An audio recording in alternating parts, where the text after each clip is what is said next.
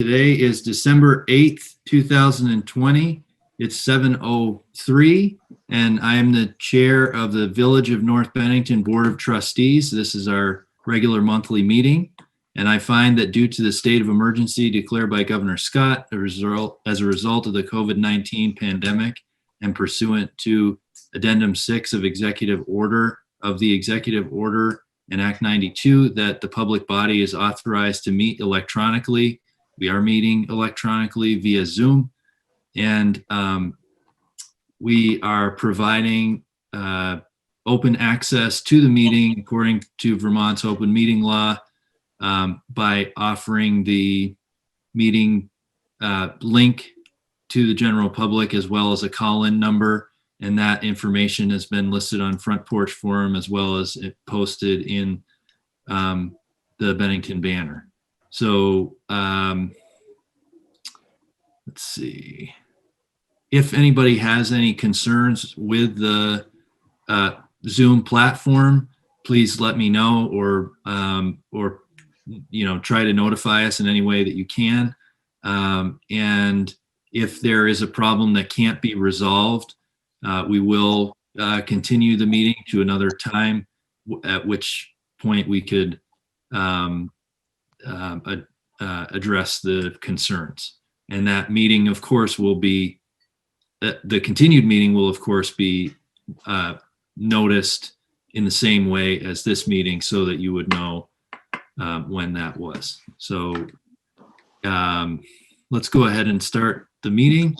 And I'll just take a roll call of the members of the board that are present tonight. And if you could just unmute and introduce yourself by just saying your name and that you're a trustee or an employee and what your position is. Mark Boudreau, trustee. Erin McKinney, trustee. Tara Lowry, trustee. Matthew Patterson, trustee. And we also have Laureen Elwell is our recording clerk, and Mary Rogers, our treasurer, and we have Norm LeBlanc, our road foreman, here with us as well tonight. Okay, thank you very much. So I'll go ahead with the agenda for tonight's meeting.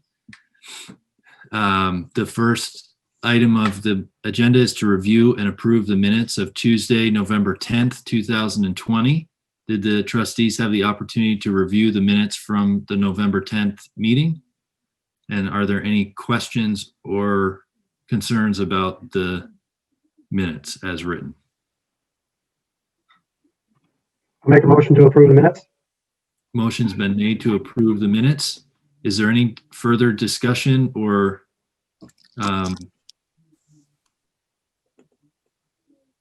there's no further discussion. Is there any objection to approval of the minutes? Okay, hearing no objection, the minutes are hereby approved unanimously by unanimous consent. And we'll move on to the second order of business, which is reviewing the monthly warrant and approving the payment of our bills.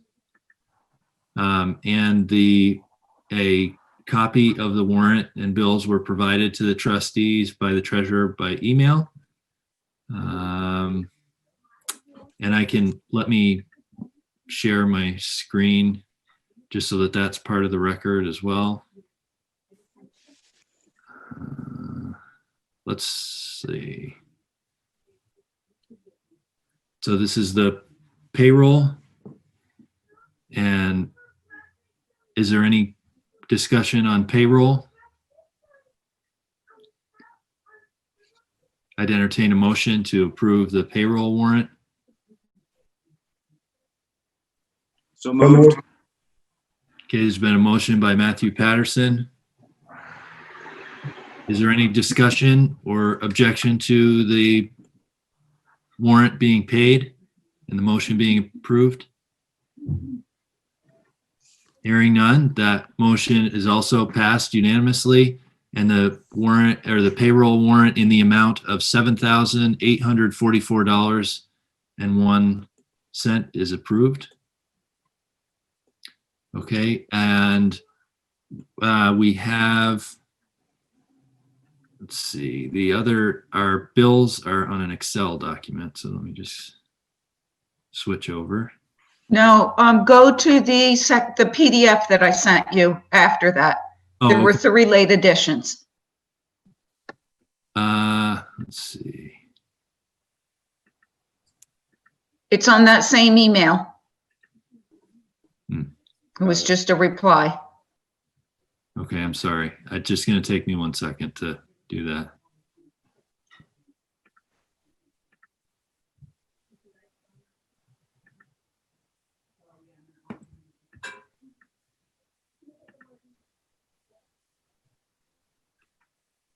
Okay.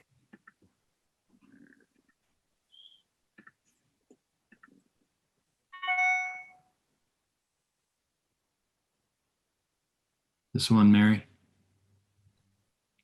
Okay. All right, so this is the updated warrant for today, in the amount of $72,952.38. And just note that the biggest item on there is the annual insurance bill, of which I also had sent just an analysis just for information. We pay the whole bill up front. Some of it is billed to the water department. They'll send us their portion in January. And then half of the village's portion is a 2020-21, and the other half is put into a prepaid, and it is a 21-22. Okay. And that's for Passive, VLCT passive. that's for a lot of different insurance costs, right? It's not just one. It's not just It's workers' comp, it's the general liability, it's the fire. Yeah. Okay. Any other questions? I would entertain a motion to approve payment of the warrant in the amount, again, of $72,952.38. So moved. Second. There's been a motion and a second. Is there any objection? Hearing none, that motion carries unanimously. Okay, and our next order of business is any citizen comments.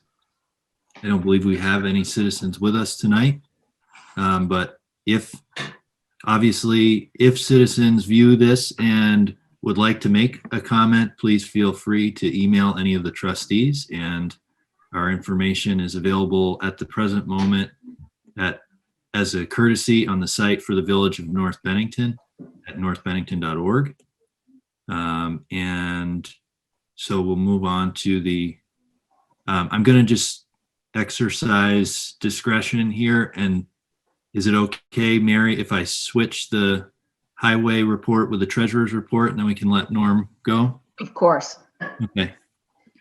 We have some budget stuff to go over tonight anyway, so that may keep us a little bit. So Norm, if you have just some general updates for the trustees, and I'll ask them if they have any questions for you too.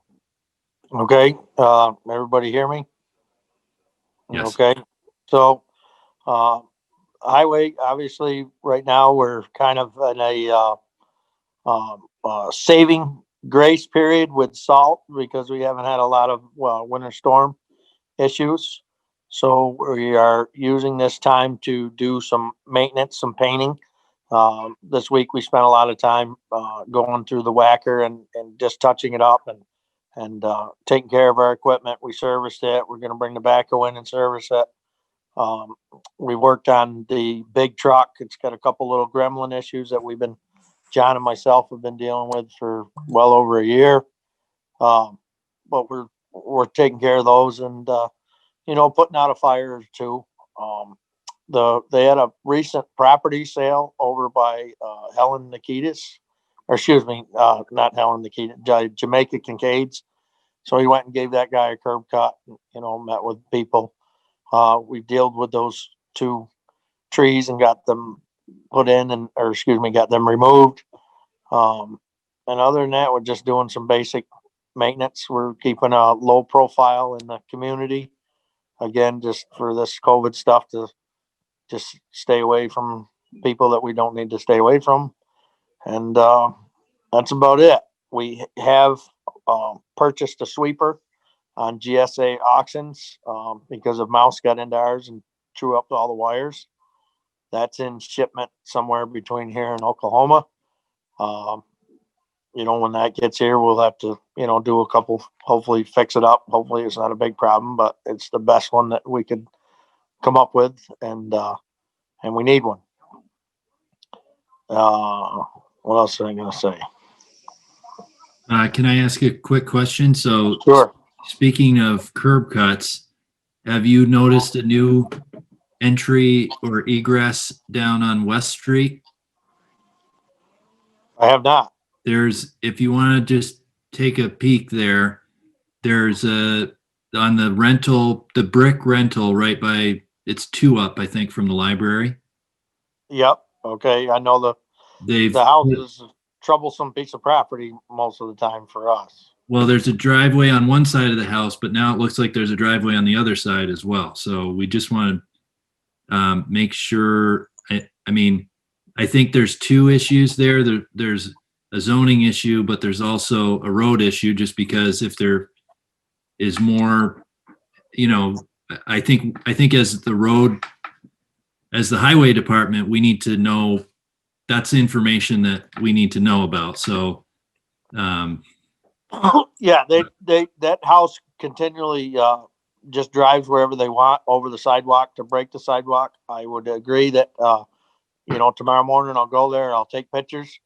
And then, we're going to have to draft the landlord a letter, well, I would say that if you think, I would touch base with Chris, just because if a letter is going to be drafted, we should just do it once on both issues, if there are 2 issues. So if he says he's got an issue with it too, we should just address it both at once. Yep, I can do that tomorrow morning. Okay. That house is just a rental property, and it's always a thorn in our side. Well, it's sometimes with rentals that happens is that, it's whether it's the landlord is absent and doesn't know, or they sort of willfully don't know, but, things, we just need to make sure we're doing our due diligence there and not just allowing a new driveway to go in without, proper, permits. Right. Well, yeah, that driveway has all the driveway that it can have per the state statute, which we sign every year when we get grants, the bridges and road standards, Okay. so Right. yeah, we'll look at that, and I will advise you tomorrow. Nora, With which some pictures. Yes. property is this? Well, How- I believe what John's talking about is, so you have the library on the right-hand side, then you have the greenhouse, and then you have the brick house that's usually rented by a bunch of college students. Yeah, that's And the the one. landlord is a absentee landlord. I don't believe he even lives in the state unless, for some reason he came back, but he always he had a property manager for a long time that we could actually work with, Mr. Watson, but he's no longer the property manager, and I don't know who is now. Thank you. All right. Thank you very much. Any other questions from the trustees? If there's no other questions, we can let you get to bed. Okay. All right. All right. If you need me, just text me or call me. Okay. Thank you very much. Thank you. Good night, buddy. Good night. All right. So, the next order of business would be the treasurer's report. Mary, do you have a regular monthly treasurer's report, or do you just want to wrap it into our preliminary budget discussion under number 10? You're on mute, by the way. Thank you. I thought I unmuted. First of all, I just wanted to comment that our tax season has wrapped up, or at least our due date for our taxes wrapped up. I noticed, probably a week or two ago, there was an article in the town of Bennington was reporting, I want to say a 6% increase in their delinquencies. I must thank the residents of North Bennington, because we have the lowest delinquencies that in the years I've been doing this. And since, and you'll see by the check that was signed on the warrant, the 10,000 plus to the graded school district, a number of them have been paid since. It always happens that, you know, through no fault of a property owner, their mortgage company forgets to pay it or something like that, or they just put it aside and forget to do it. So I really, again, really want to thank the residents of North Bennington, because they, in a difficult year, they just did an absolutely terrific job. What else can you say? The only other thing is I did send a couple of reports out. They're just for your information. Take a look. If you have any questions as to where we are, do that. An important matter, though, is I had sent, prior to the meeting a couple of days ago, I'd sent an email regarding the upcoming invoice that we need to pay for the big dump truck, and suggested, my suggestion is to allow me to pay this out of the fund, the reserve, the truck reserve fund. We have plenty of money in there. We can pay this whole payment and still have sufficient left for our other purchase that we need to make this year, as well as maintain the plan to repurchase those vehicles on the regular basis. Then the other thing is, we had actually talked way back a year ago when we were going to buy this truck about making a couple of periodic payments towards that balance. We borrowed 125,000. We were originally only going to borrow 120,000 and use that first 5,000 out of the reserve. We did not do that. And then we had talked about, paying down some. You'll recall when we had our budget meeting, or our meeting to set our tax rates, we had a fund balance in the highway department, and we took 10,000 of that fund balance and paid down this loan.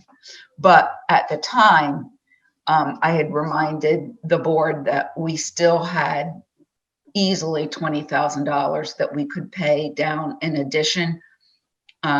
We kind of I at least had suggested maybe we don't do that at the time, because we really weren't sure how taxes were going to come in. We weren't sure what kind of shortfalls we might need. We weren't sure if perhaps who knows what kind of borrowing we might need to do.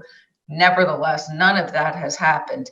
So I could make this entire payment out of the reserves, still maintain the integrity of the reserves, and the budget that was put in for this payment, we could elect to do that in the spring, pay down the principal even more, or should something take a turn for the worse over the winter, you as a board then at least have the option of not spending it and holding it, either to force a fund balance, or should there be some other emergency need for it.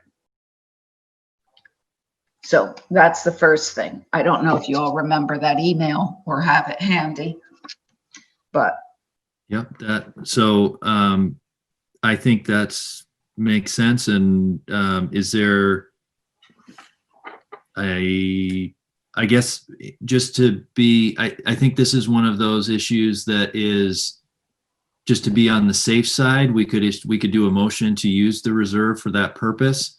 I don't know if it's strictly necessary, but it just helps to cover things to make sure that the board through an open meeting did make the decision to go ahead and do that.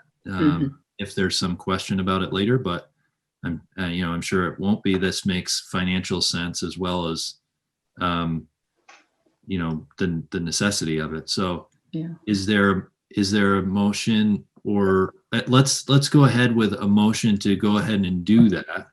I would entertain a motion to use the truck reserve fund to fund the,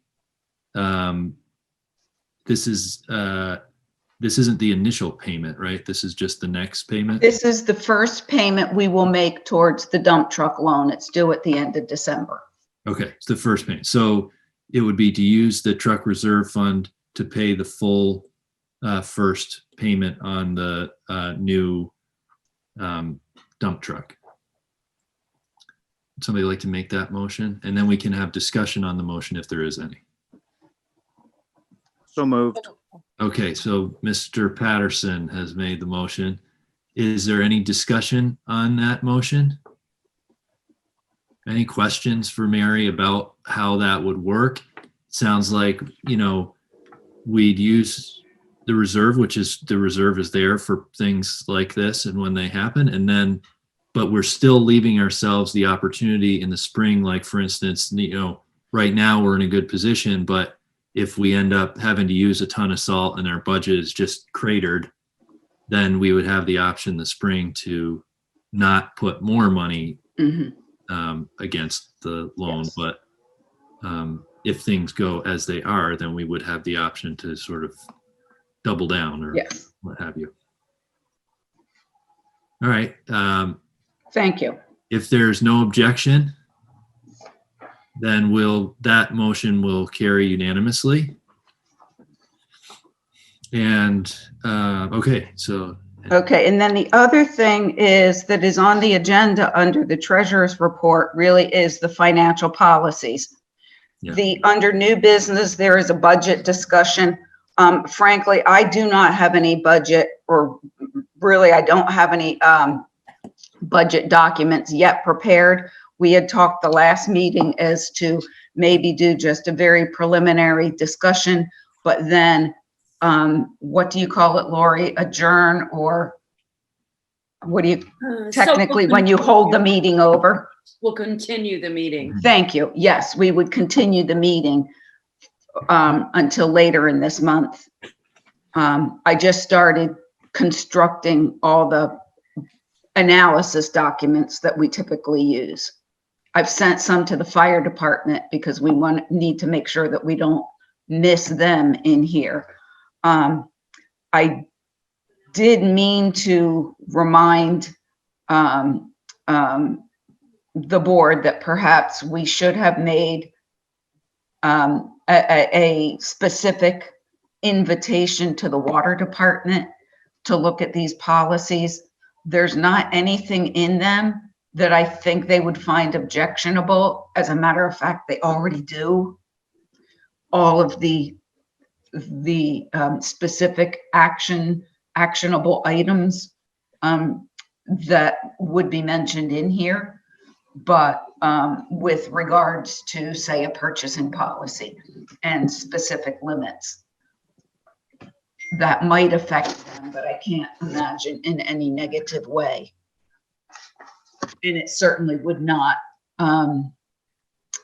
supersede that water board's authority to be involved in whatever way they wanted in any purchases. Right. No, I think that, the policies are designed, it's all for trustee signatures, and it has to do with the decision-making of the Board of Trustees.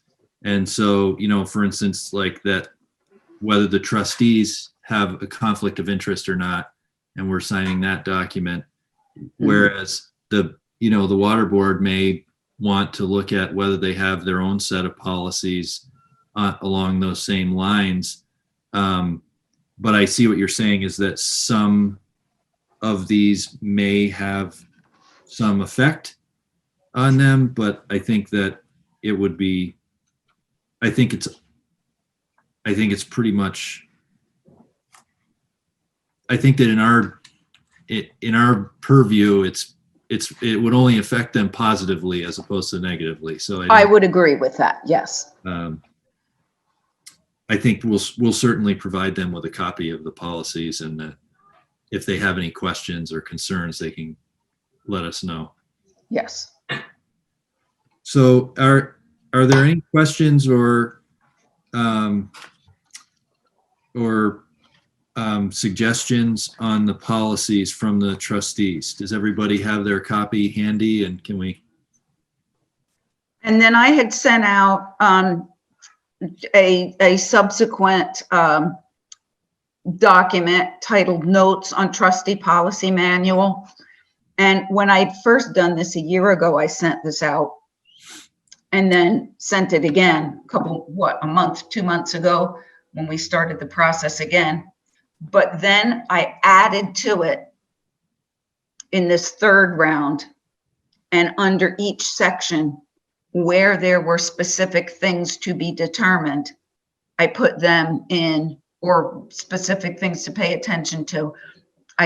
Well, I shouldn't say that. It's all to be paid attention to, but maybe certain things to be decided.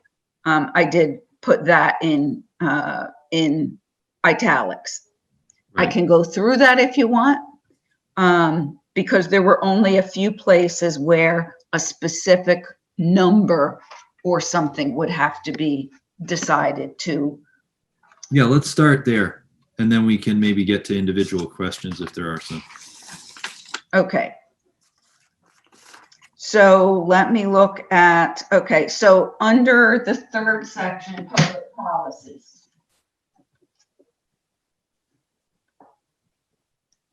Or public records. Yep. Okay, page 3 of that, 1, 2, 3, section 1 talks about, and this is just something that I would want you to be aware of, that there are charges. And again, this is a lengthy document. It may not have been needed so far, but when it is, and it's probably a when and not if, it would be good to have it all delineated. That should there be a request for copious public records, the requestor can be charged with this. And there are very specific statutes as to what can be charged. There is a uniform schedule of charges that the Secretary of State establishes and maintains. I have put that in the policy that unless the trustees decided otherwise to establish their own schedule, which I'm not suggesting you do, we would simply follow this. So I'm just pointing that out, that's your option to do something different, but I don't see the need to do something. That uniform schedule of charges is pretty comprehensive. Yeah, and that's pretty well established. I mean, that's been litigated before that, the state shouldn't charge us for copies, but that's always failed. I think they strike a good balance with this statute in terms of, for the most part, if you're just asking for normal requests, that's just done through the normal course of business and doesn't take you away. But if, for instance, a newspaper or somebody who's litigating something or whatever, requesting multiple like office boxes full of, then you have to have your clerk provide not just the materials, but take all the time to do that. Right. And so that's just an extra budget item that is not considered part of your normal business. So you're allowed to charge the person for that. And you want to, it says that you would provide them with an estimate before you do it, Mhm. so that they can make an informed decision about whether they want you to, in fact, go ahead and charge them $400 or not. And this policy also lays out some pretty clear communication as to what the clerk can send to a requestor, so that the requestor can be absolutely clear and specific as to what they're looking for. It also specifies what a reasonable time period is for a response, and other type of things that take the gray area away Yep. from having these requests made. Yep, I have no issues there. Anybody Okay. else? No. Then the next one that there would be something to be decided on is under the purchasing policy. Now, I will note that we really did have a previous purchasing policy. I could never find one that was actually signed. Maybe there is one, but I couldn't find it. Janice had given me a binder of hers, and there were a lot of things noted in there and discussed as things were adopted, but there was nothing signed. Under this revised policy, under page 2 of this, I would just ask you to review the purchasing agents. The purchasing agents, according to this policy, were the highway supervisor, the water superintendent, the trustees, or the water board members that were duly appointed.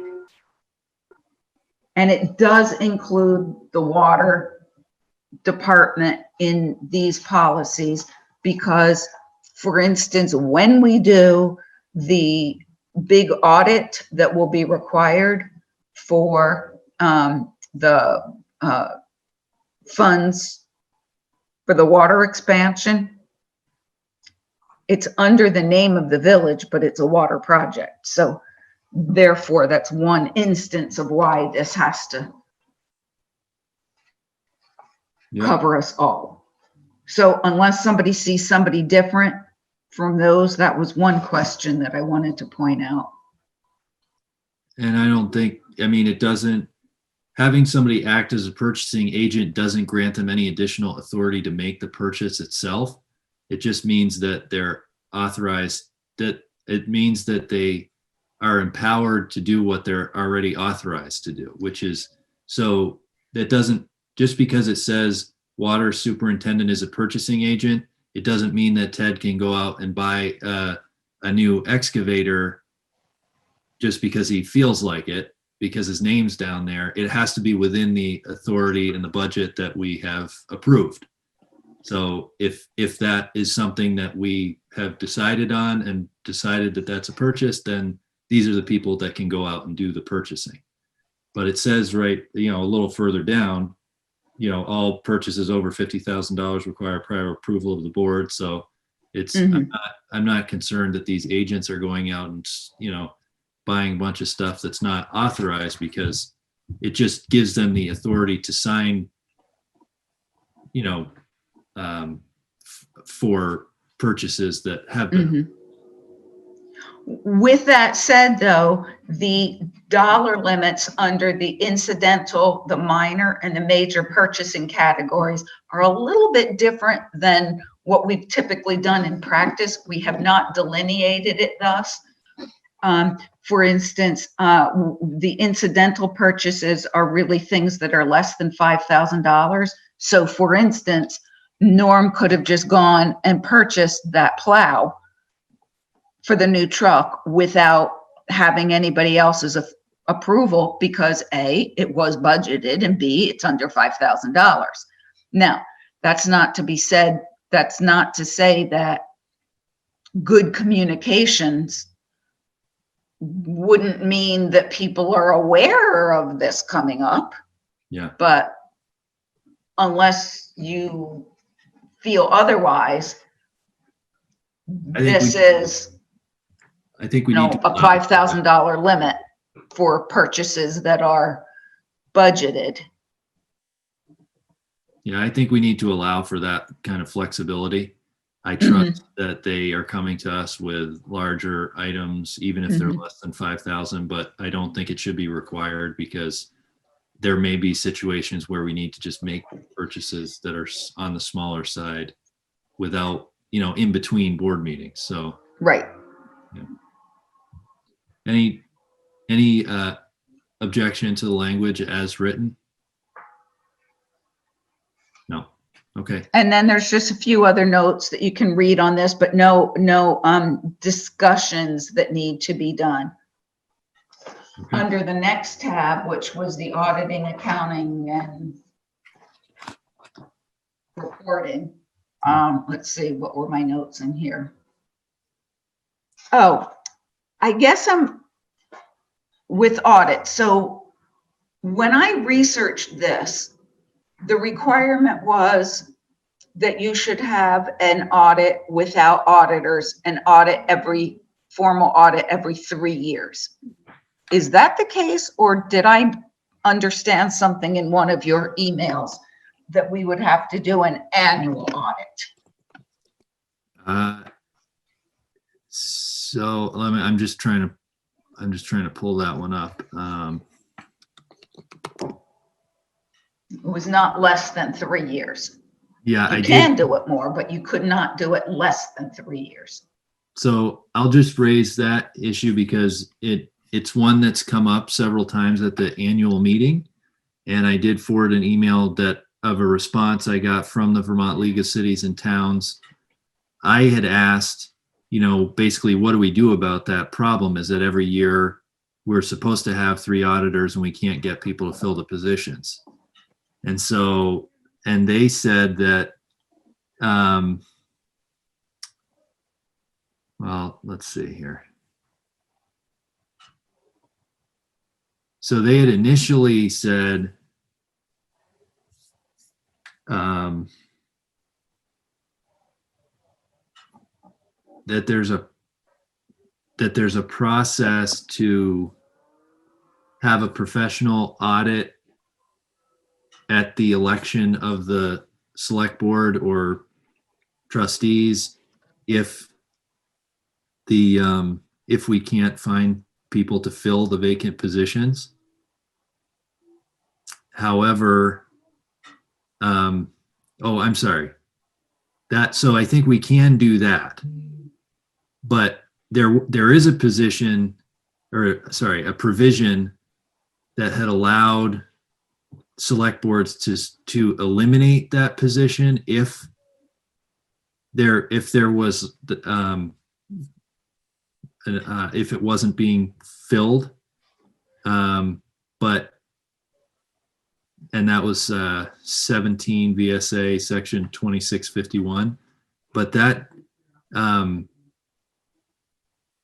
then there's a subsection of that says that if it's written into your charter that you have that position, then the only way to essentially change that is to change the charter. Because you can't, you can't change something in the charter just by a board vote or a motion by the board. So,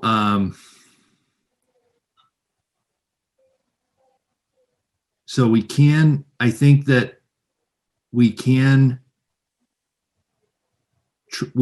appoint people to the auditor position if nobody runs and we can't get people to fill the positions. But if we can't even do that, then I think what they're saying is that we're probably justified in just doing an audit instead. Mhm. But the way that they made it seem was that would be on a yearly basis as opposed to 3 years. But I can't imagine how we would do a yearly audit with the time that it takes us to do. Mhm. It took us about 3 years to do 1 year.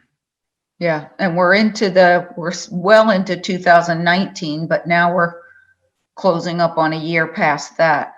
I mean, I guess it's not, that's true, is that, I mean, we could contract to do an audit for every year. You could do it, we would just have to get into the habit of it, and we're not into the habit of it. Yeah. But that's not a decision for today necessarily, No. I think, but it's just something to think about, especially when we get to the annual meeting and that problem comes up again.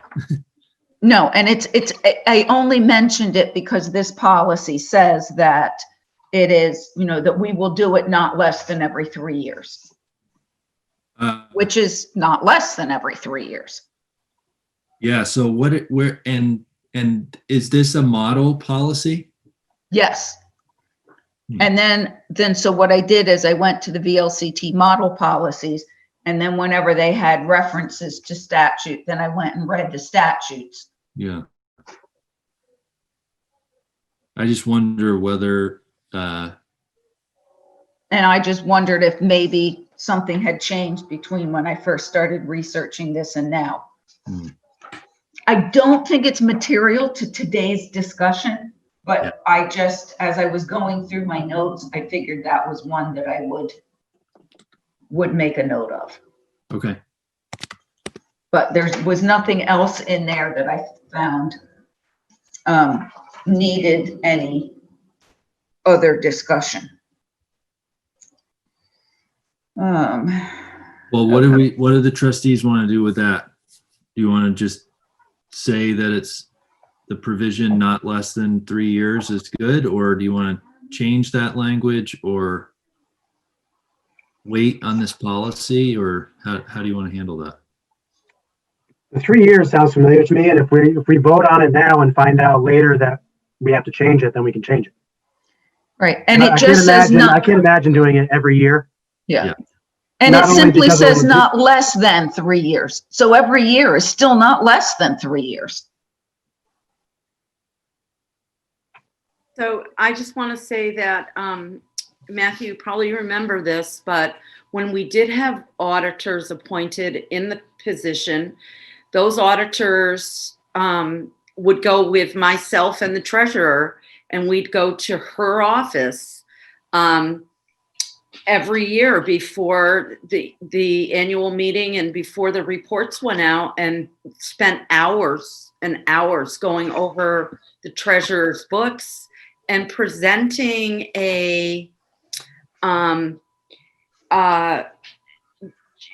just a document that said, look, this is what we went over. We went over the treasurer's books. We asked lots of different questions. We're comfortable right now with what the treasurer is doing. We believe we understand it. We're comfortable with how the system is working. And that was done every year. And then until, I think it was 5 years, Mary, and I think it's been switched to 3. And then we would have Fisk, Reed, and Love, and I know it's not them anymore, would do the formal audit. And that was how we did it. And we did that for 20 years. Yeah. So, And VLCT provides some really good training yeah. For your auditors. I've done that. It's something that we could do. Well, one of our auditors was Mr. Molyneux. And as you know, he is incredibly thorough at whatever he does.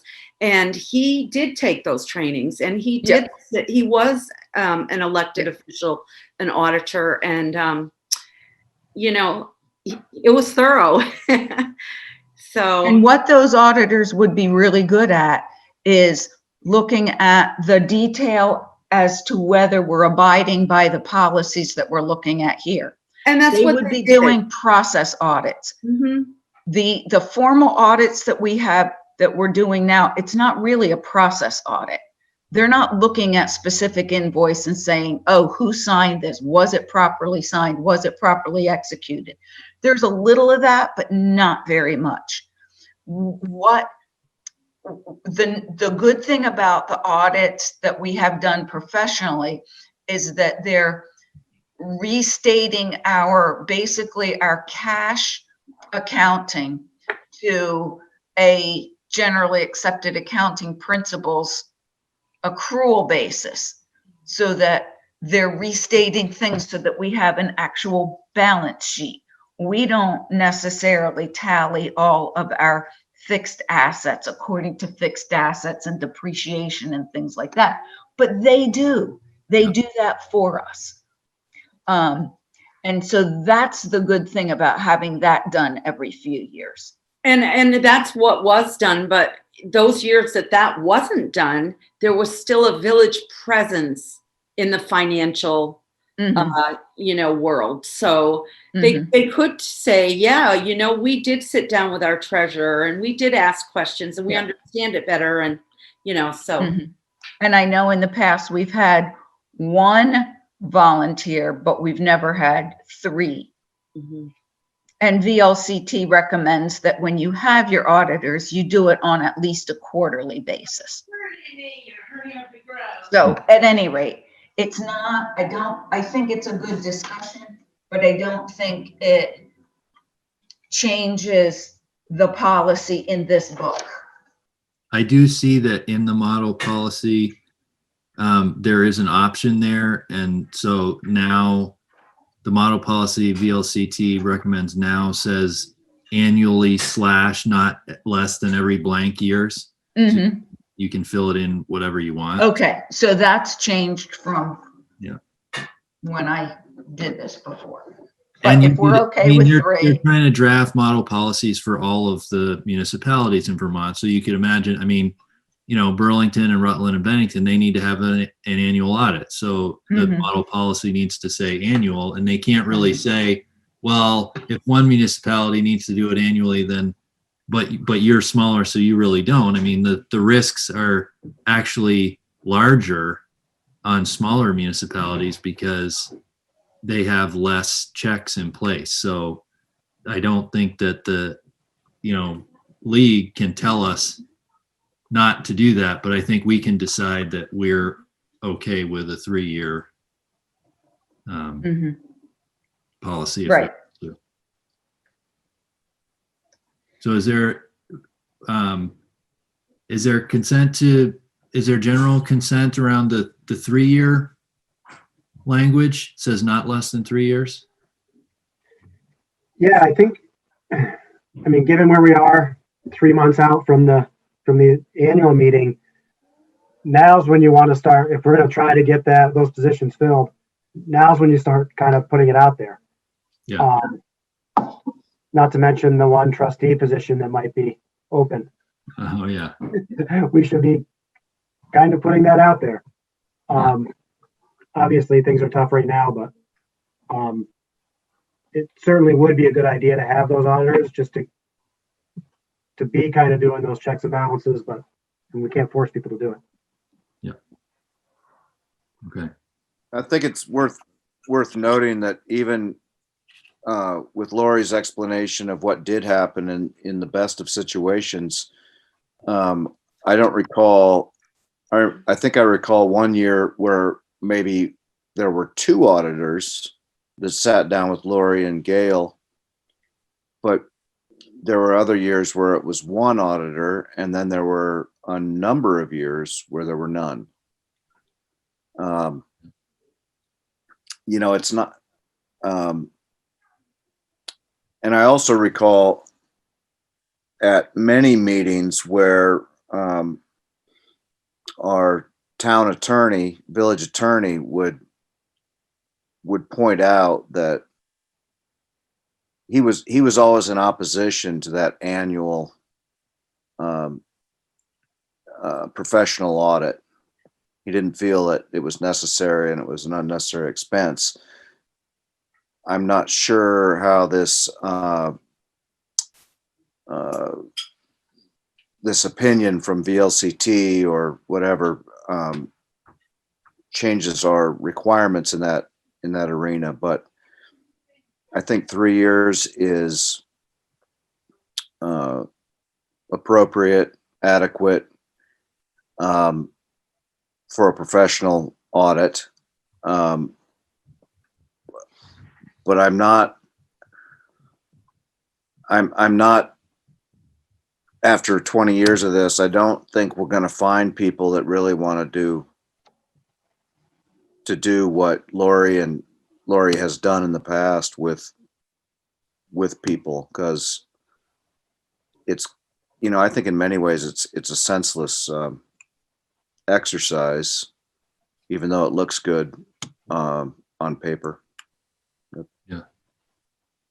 Well, I mean, you can see what the rationale behind it is, but I think something that makes a lot more sense is one of the other policies, which we mentioned here, which is that there's a second set of eyes on the checks and stuff.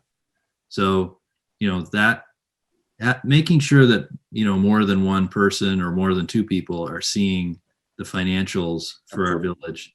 That's a great policy to make sure that we're following, but I agree with you that trying to twist somebody's arm to go in there once, for one afternoon, once a year to look at the books that we've been looking at, that all 5 trustees look at every month all year. I agree on that one, is that it might not make the most sense.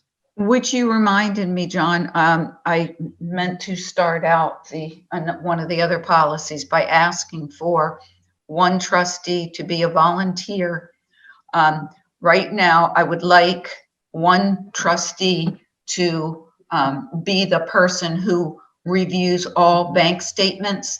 You would receive a token, so you'd be able to go in and look at the bank statements online. We don't have any mailed statements.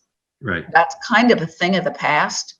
That's one of the other options, is bank statements were mailed to someone and then handed to the treasurer or bookkeeper. But it's all online. Yeah, So- I was thinking, I had that as a note as well. That seems like something we could write in as like a duty of one of the officers. So like if it was the chair or the vice chair, that way Yes.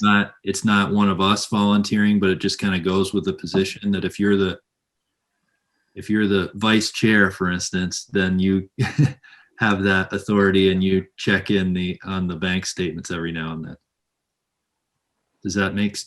Do you think that makes sense, Mary?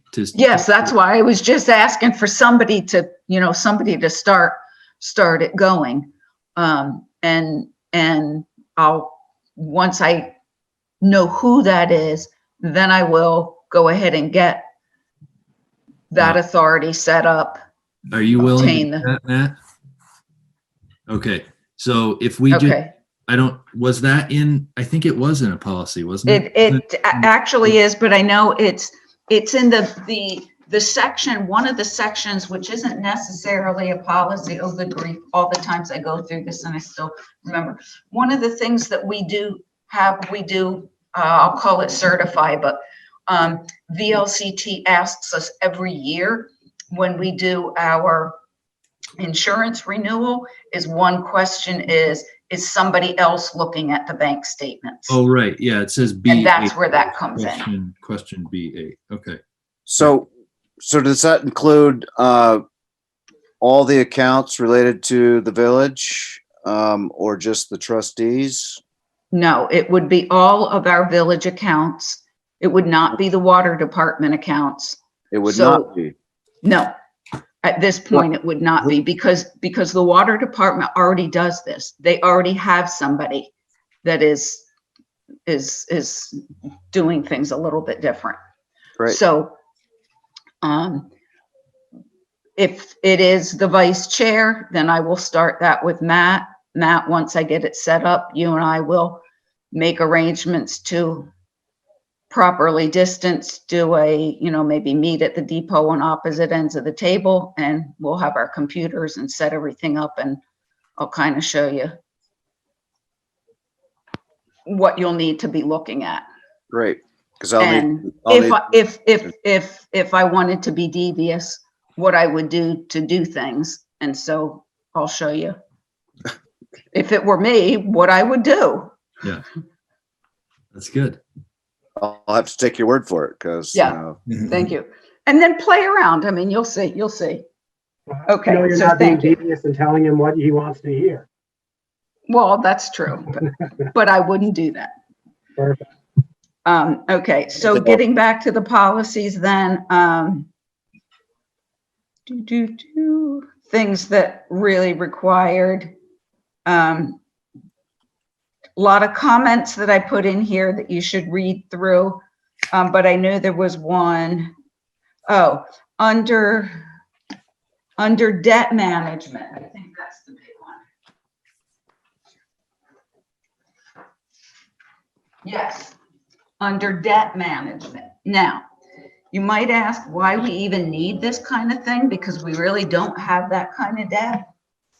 But the purpose of this is delineating what's our long-term and short-term debt.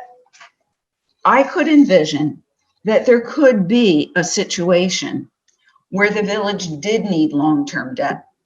What if there was something that went wrong, such as another intersection, or right now the water department took care of that big, $3 million issue.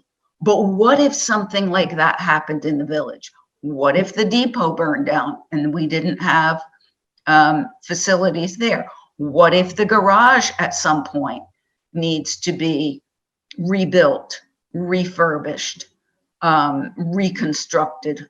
Who knows? So that's what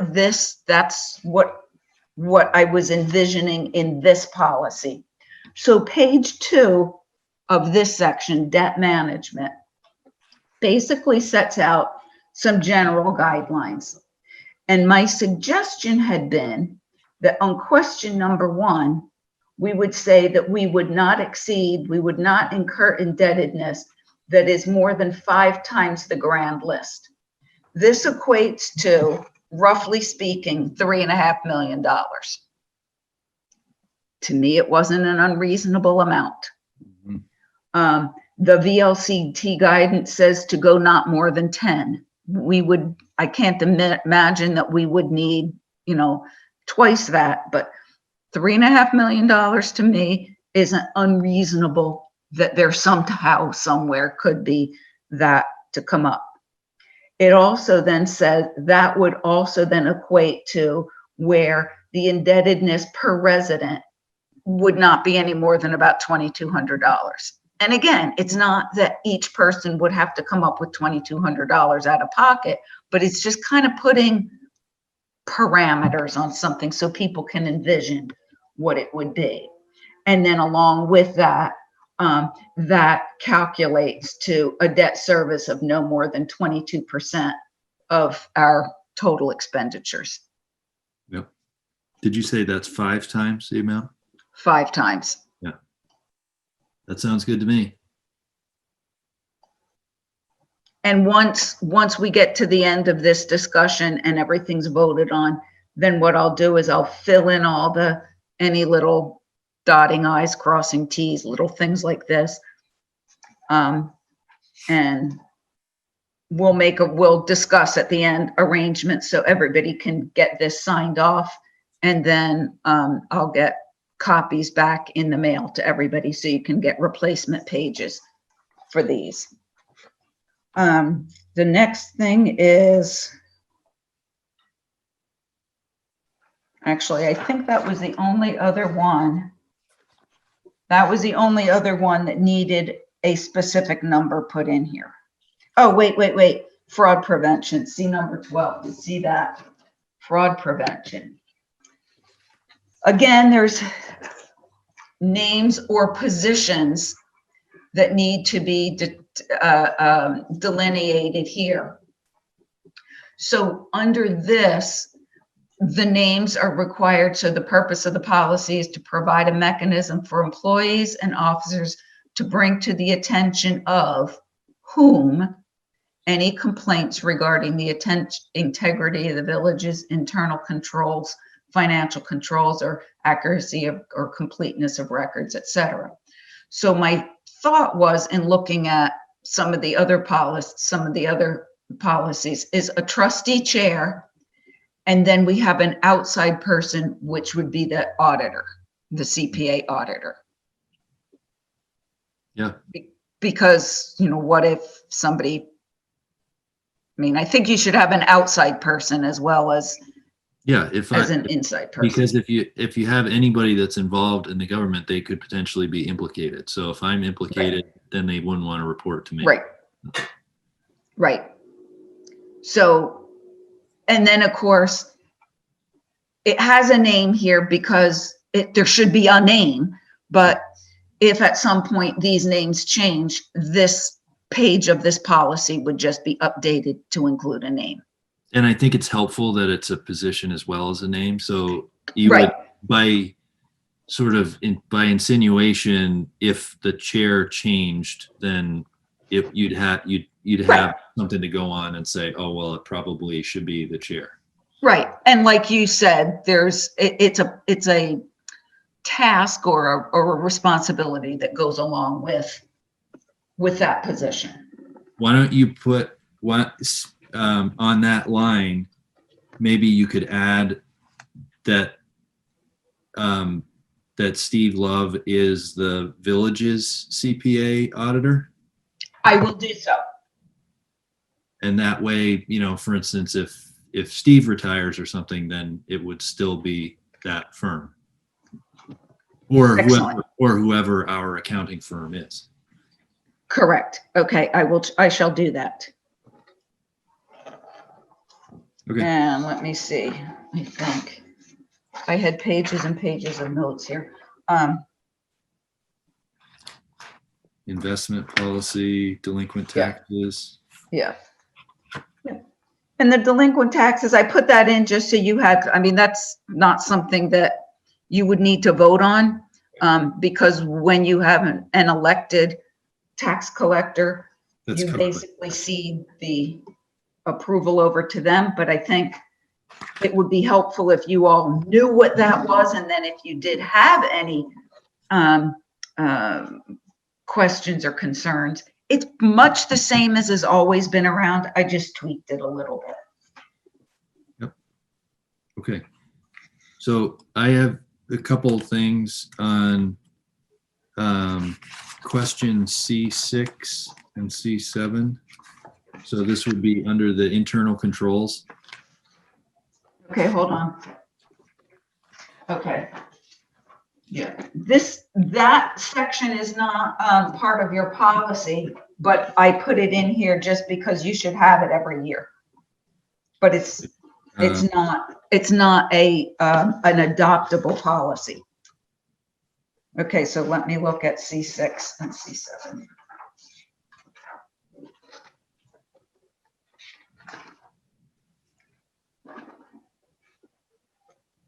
So it says that,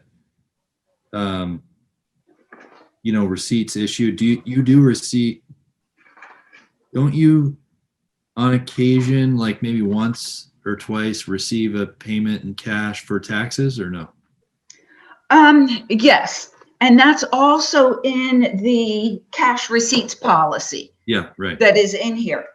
There are, I do occasionally take taxes, collect taxes by cash. We put in there that people have to pay exact amounts. I do not carry cash. I don't keep change. Anyone who pays by check, they get a stamped receipt right away. Right. So I would say that to me, the answers to question 6 and 7 are yes, as opposed to no, because the only real transactions per se that you would have would be that type of thing. And you're definitely are issuing a duplicate receipt in that situation.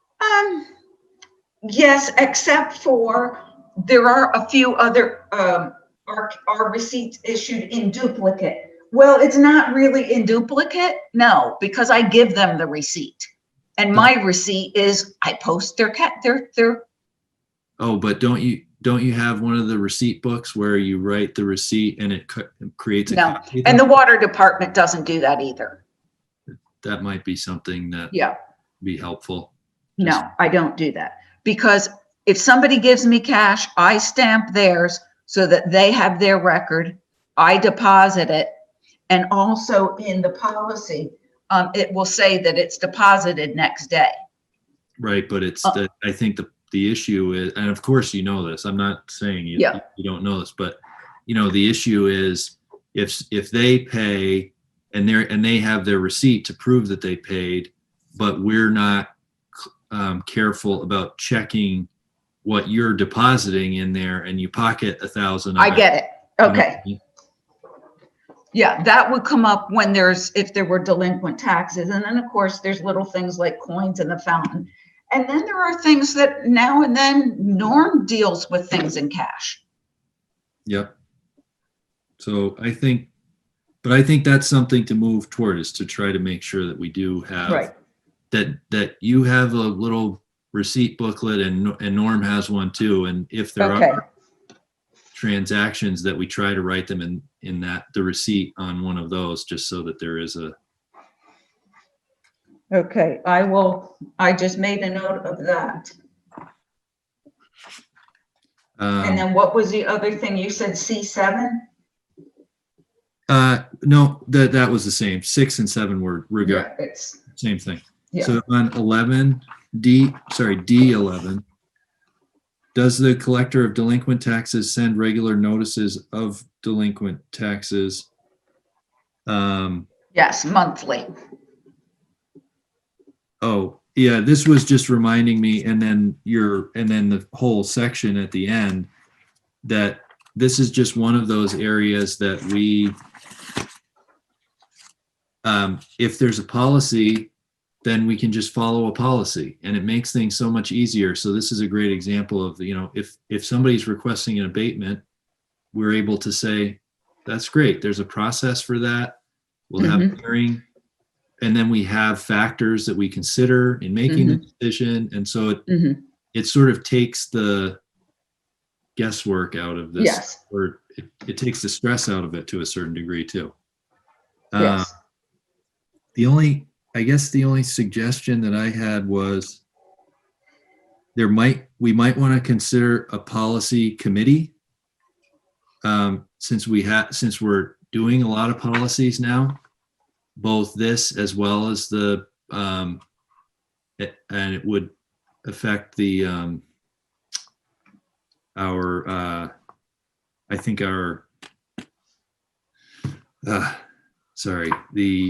the dog barking and the ordinances. The ordinances would be covered under a policy committee as well, I would think. But it might be good for it not to be just a full board thing, but that a smaller subsection meet every 6 months or so to say, hey, has it changed? Has the recommendation changed from every 3 years to every 1 year, or this, and that, type of thing. And then also we'd want to make sure that, I think most of these we'd want to sign every year. And it seems like the best meeting to have them signed at is the meeting immediately following the annual meeting. So you'd have your organizational meeting and have your new members, and then have your and then elect your positions, your chair and your vice chair and stuff. And then immediately following that, you would say, and by the way, here's all the policies, and that you shouldn't have conflicts of interest, and et cetera, et cetera. And we can just do all the signing on that date, and that it's, all these come back out again on the same meeting date. It's always the April meeting.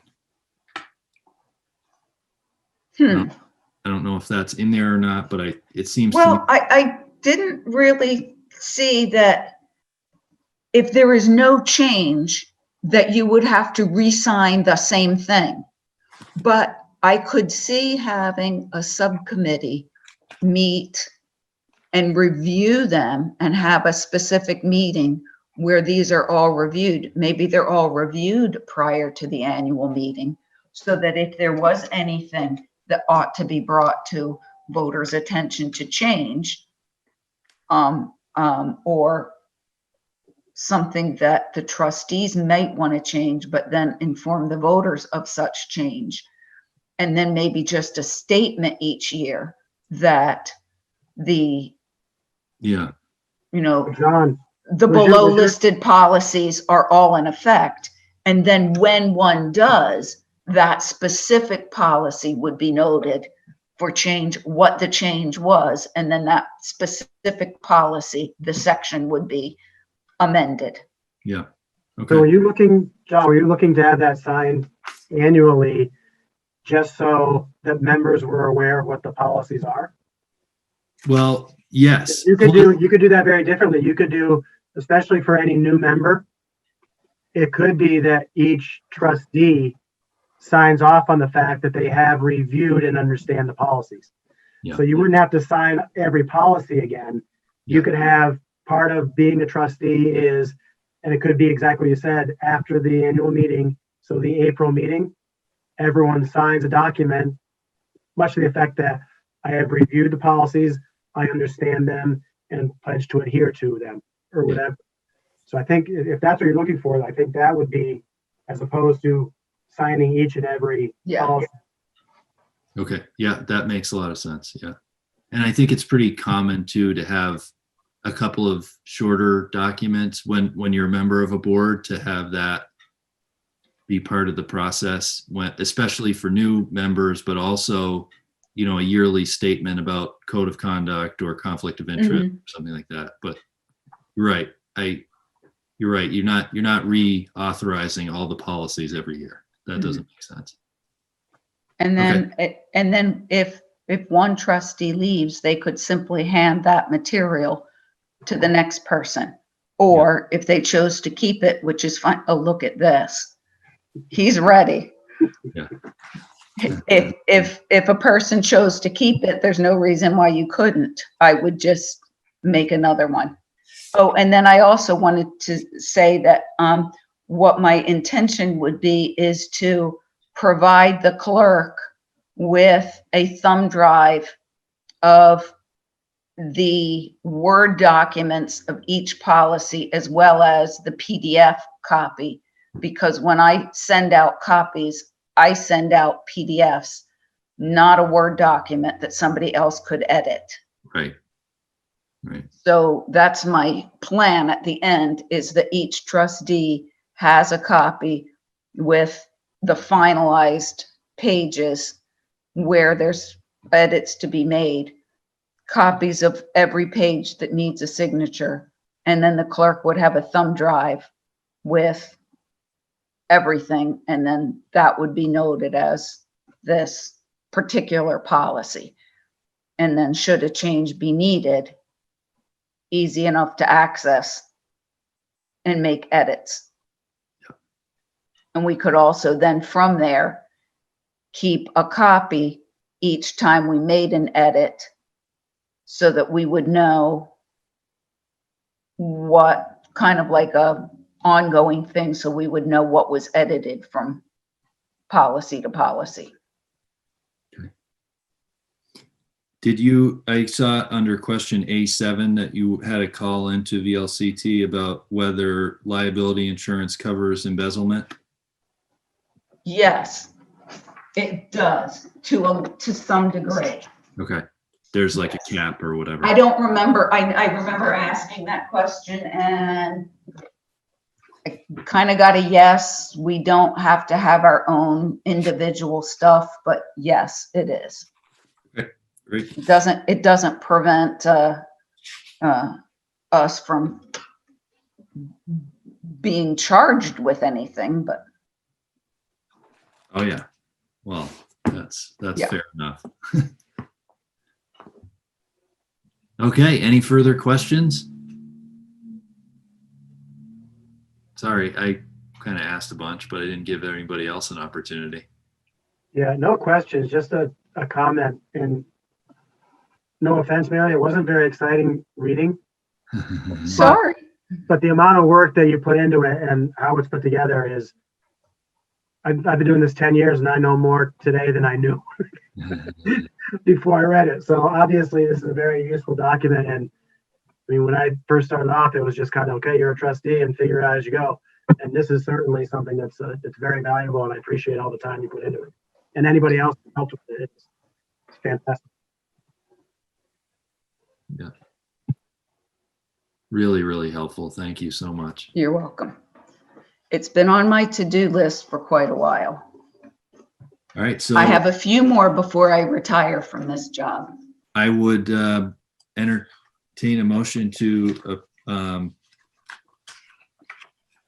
approve these essentially, approve the policies as we have made the some small corrections that we have, but essentially what's in the binder. And those would go into effect, and so there is a plan for signatures, because we would have signatures for this stuff, but also I think it's good to make sure that we have signatures for the warrants and other items that have been needed to be signed over the last few months as well. And it doesn't seem like the electronic signature thing is working out that well. So if everybody's okay with it, Mary was thinking we could leave copies at the train depot, and then people could stop in as they have time and just sign like a whole bunch of documents. And it would have little stickies as to where you're supposed to sign, but that sounded good to me. Is that okay with everybody? Great. Okay. And okay, so if that's the signing procedure, is there a motion to accept the Village of North Bennington, Vermont Trustee Policy Reference Manual policies as discussed today? Yes. Tara, do you make the motion? Tara makes the motion. And is there any discussion or objection? I'm seeing no's all around. So that motion carries unanimously. And we now have our policies in place. So that's Thank you. excellent. All right, the next order of business is I don't have reports from DRB or Planning Commission, Fire or Water.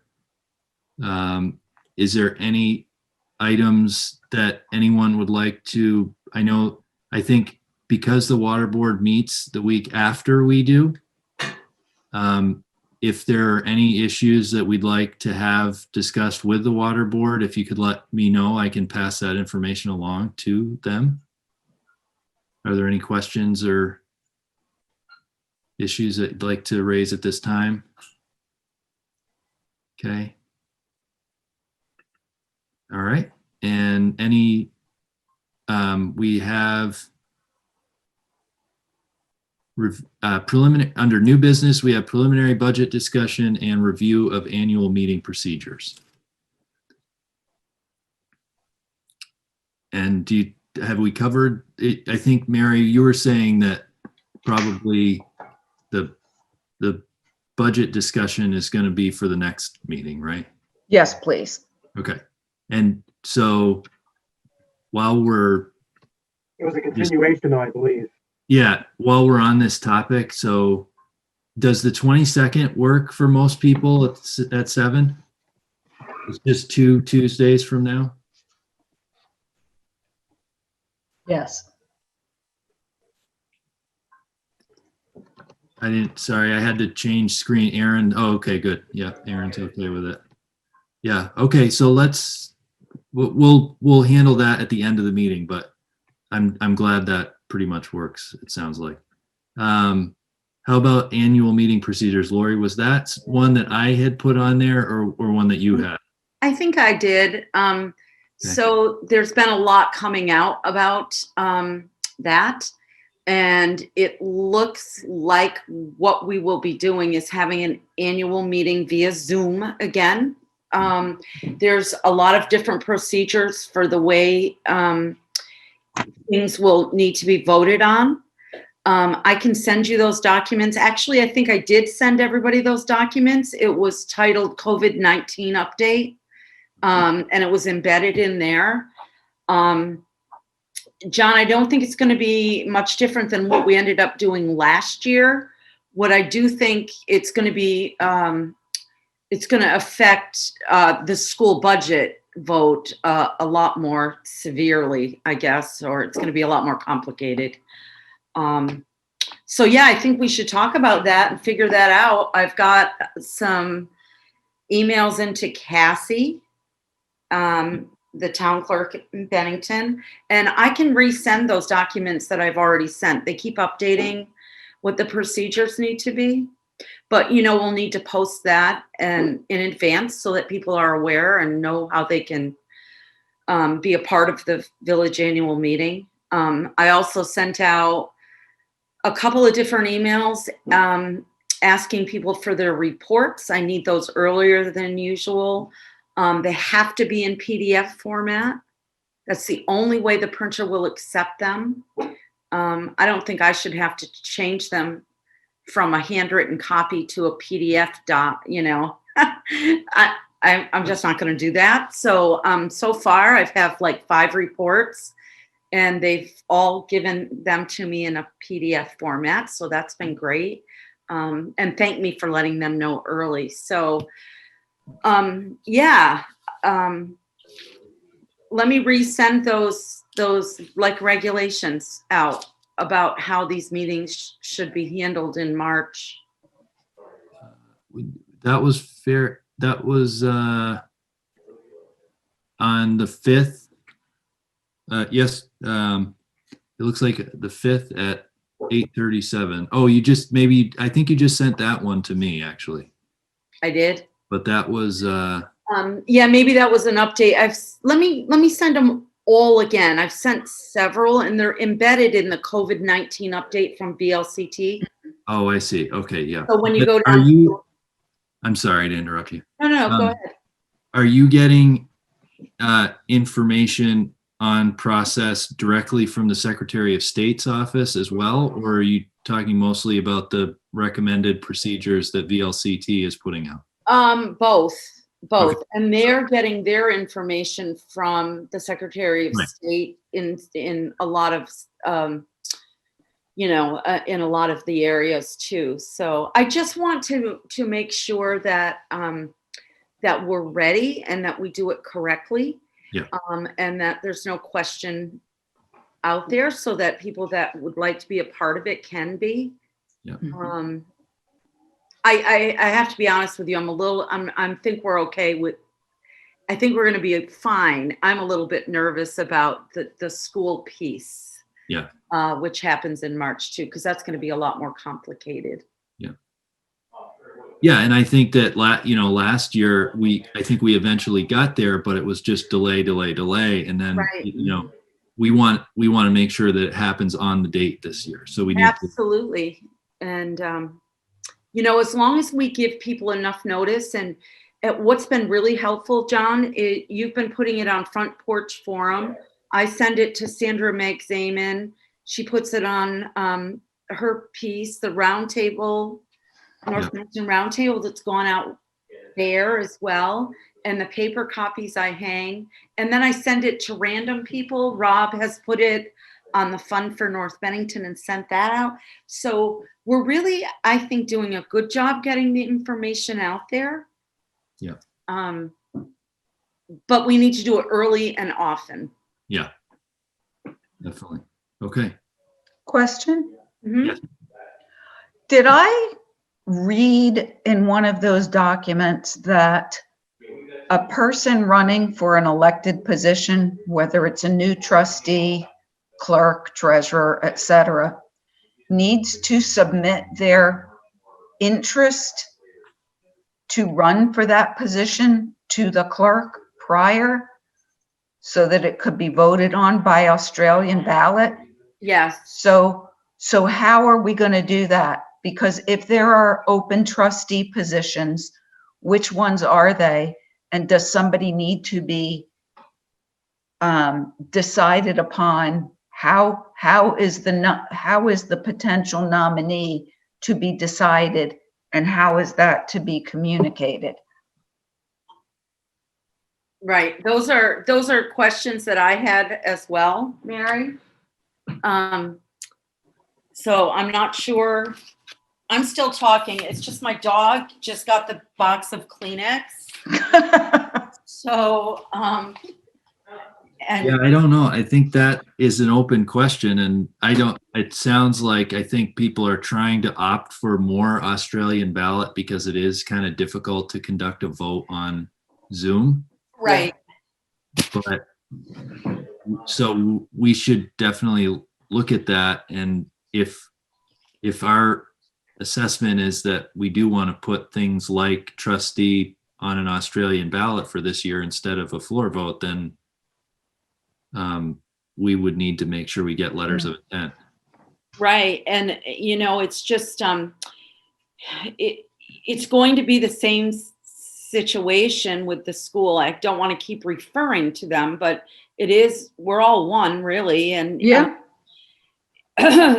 it's complicated. So that's why I've asked for further clarification. And it's going to, it keeps changing. I've gotten quite a few different pieces of information in the last several months. People have been thinking about this and it's changed. Every time I get something, there's something different that's added or, because I think everybody's thinking about what's the best way to do this.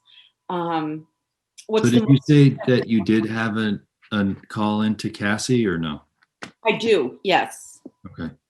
All right. I sent her a couple of emails and I told her to take her time because I had several questions. Yeah. Great. So. Okay. Very good. Any other question or comment on that, on the annual meeting? And I'll try to get that report to you for the trustees and review it with everybody.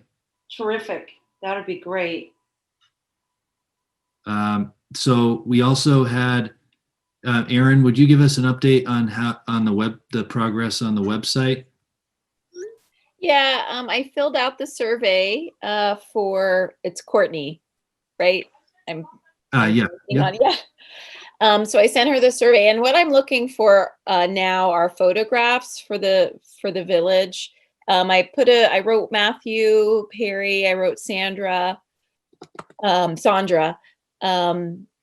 and I was even, as I mentioned to you, John, thinking about even just a call out on Front Porch Forum, if people might be nice to have people send in photographs that they have of the village, just to make it more, everyone getting involved. So that's, I think, I've answered the questions. The other thing is the logo, but she's going to get in touch with White Rocks and see if they have it from the truck. And otherwise, Lori, I may get it from you from the letterhead. The one that I have, Aaron, goes way back. So it's definitely something that that it has history with the village. Okay. The logo that I have is old and it's beautiful.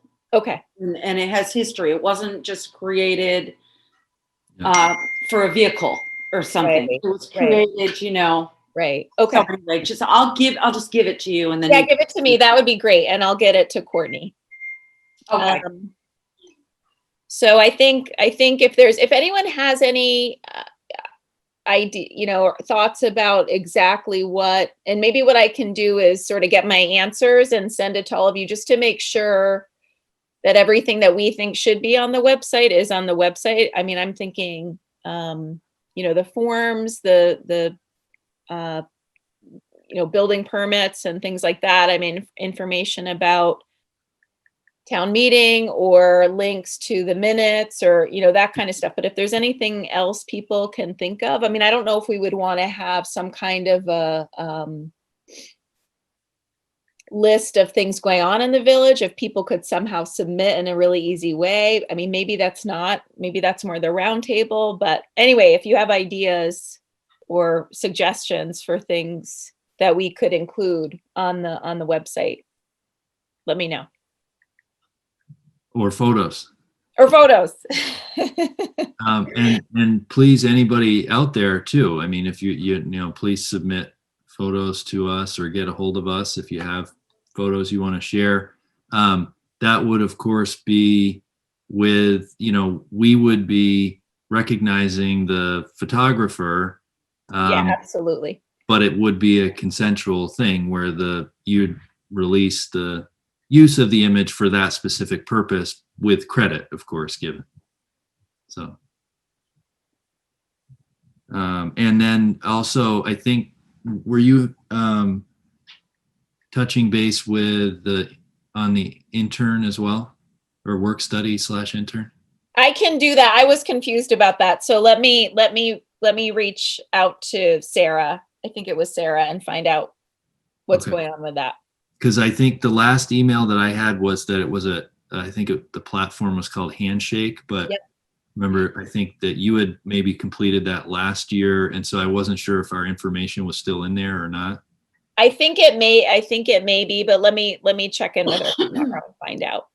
I didn't want to create like a whole new username and password Right. and everything if we already have one. So, Right. Okay. okay. Once we know who that intern is, I'm all gung ho to spend the 2 months in February or January and February and get the ordinances done.